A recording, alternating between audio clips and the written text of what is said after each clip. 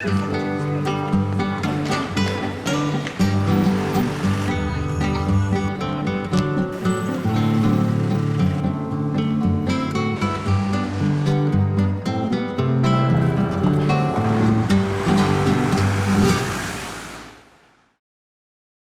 lived in various blocks of flats in over the 9 years I spent in Ukraine, and my neighbours were always very, very friendly, and particularly my wife, who was Russian, she had good relationships with all the neighbours.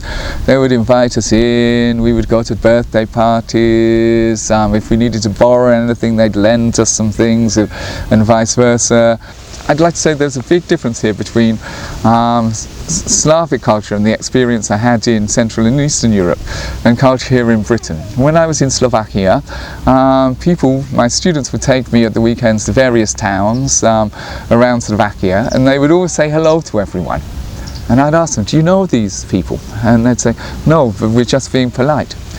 Here in the UK, as I say, even saying hello to my neighbour was an issue, and even worse. For example, we have a washing line outside our flat, and Vera, my wife, put our washing on the washing line, considered to be ours, and the neighbour pulled all the washing off the line and just threw it on the floor. And I thought, also, we used to order milk from, in the UK, the system of the milkman coming round delivering milk in the morning, and my wife put the bottles, or the milkman put the bottles on what my neighbour considered to be his territory, and he'd always move them across, and I found this really, really disappointing and shocking.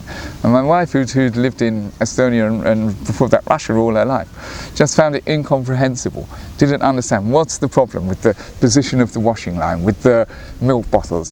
I don't know really how English people refer, how they respond to, people from overseas.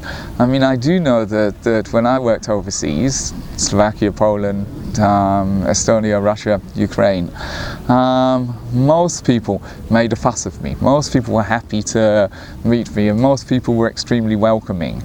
In this country, I'm just another person. I'm no different to 65 million other people, British people living in this country. So people don't make me feel special, and why should they? It was just a pleasant surprise when I was abroad that everyone was so willing to make me happy, and it was really refreshing because before this time I'd lived in Manchester. It's rather a grim northern city. I don't know if you've ever visited it. I mean, it's an interesting place, but it's perhaps not the most beautiful place in the UK.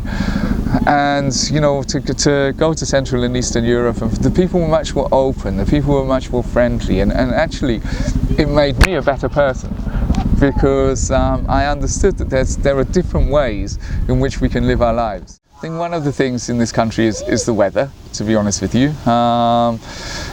People don't go out. The weather's quite glum. They often feel quite miserable. This can be contrasted with my time in some Western European countries, in Italy and other places, where people go to cafes all the time. They're much more open and friendly and have a different culture. Also this is a country where there's the famous saying, an Englishman's house, if I can use the word man, the Englishman's house is his castle, and it's a country of private property and things like that. It's a very materialistic country. People are very greedy in many ways. And I find it quite difficult, because I'm a person who would prefer to share, because I think a world shared is a better place to live. But in this country, a lot of people, it's possessing things that's important for them. And with my neighbour, he didn't like me on his property.